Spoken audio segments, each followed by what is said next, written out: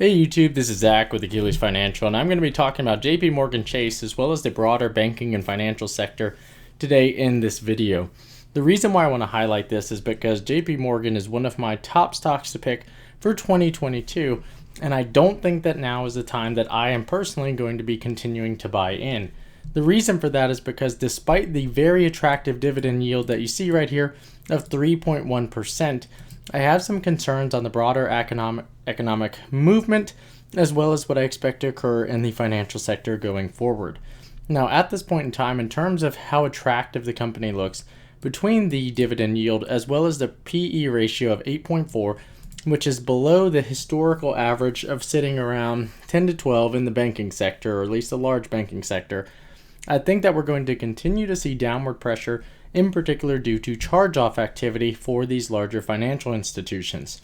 Now, we've continued to see a very drastic switch from malls, from retail, from office space, which all make up commercial real estate, which is going to be one of the largest segments of the loans that a bank is going to have on their balance sheet. Now, keep in mind that when we are looking at assets, the main thing that we are going to be focused on is total gross loans. Now, keep in mind that banks are going to be viewing cash, or at least cash from their depositors, as a liability, and their assets are going to be loans. You can see that they have, at the end of 2021, more than $1 trillion in loans on their books. Now, most of the ways that financial institutions are making money are not on consumer loans, but on commercial loans, which come with a higher interest rate as well as increased risk.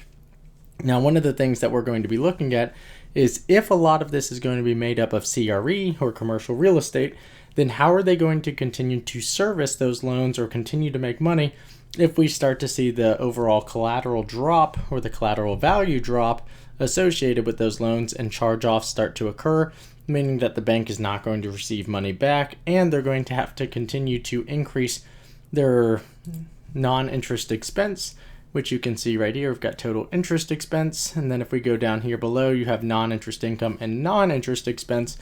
And what I would expect to see is we're going to see some items associated with that litigation expense or other expense where they're having to deal with repossessions, as well as going through the process of charging off those loans and getting any of that money back. So that's one thing that I expect to see to increase going forward as the economy continues to decelerate. So one of the things that we saw is we saw a large decline in the expectations for broader US GDP, and this is the second time that we've seen GDP take a hit or expectations continue to get lower in the past few years.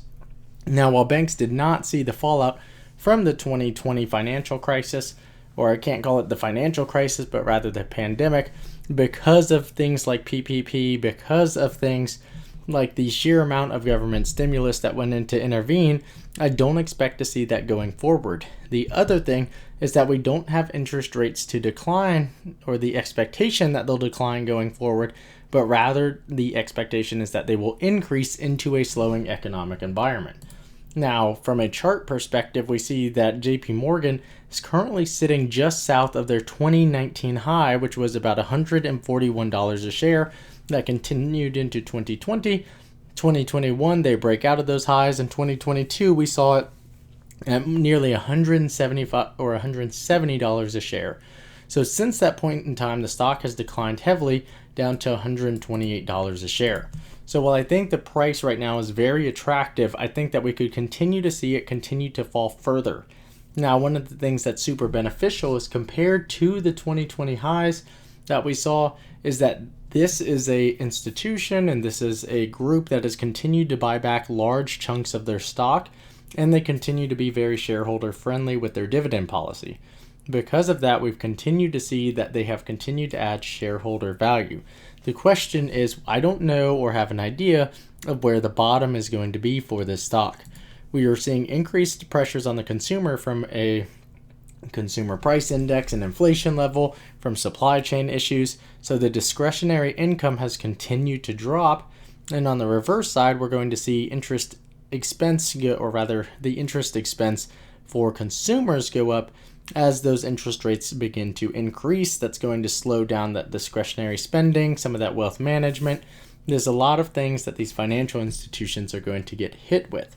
So what I'm actually going to be looking forward to doing, or looking to make a move on, is do some summer or early summer related puts or put spreads to cover some exposure on the financial sector.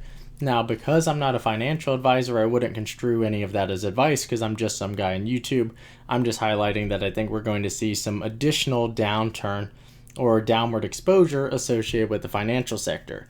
Now, keep in mind that the financial sector has continued to have quite a bit of pain, as well as the broader stock market this calendar year. So they may have already hit that bottom, and that's why I'm going to keep any exposure that I have to the downside pretty low, and just recognize that I do continue to hold Bank of America and JP Morgan and collect that dividend income and keep it on DRIP or dividend reinvestment program. But there's a lot of negativity right now associated with the economy and the expectations associated with some of these larger financial institutions.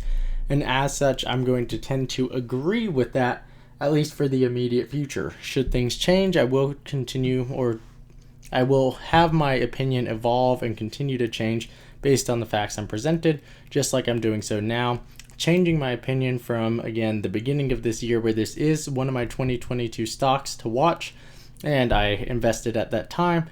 At this point, I'm going to continue, or I will hold off on investing different or additional shares, and we'll wait and see what happens. So if you find this type of content helpful, please leave a like and subscribe, and let me know your comments down below. Thanks. Talk to you later.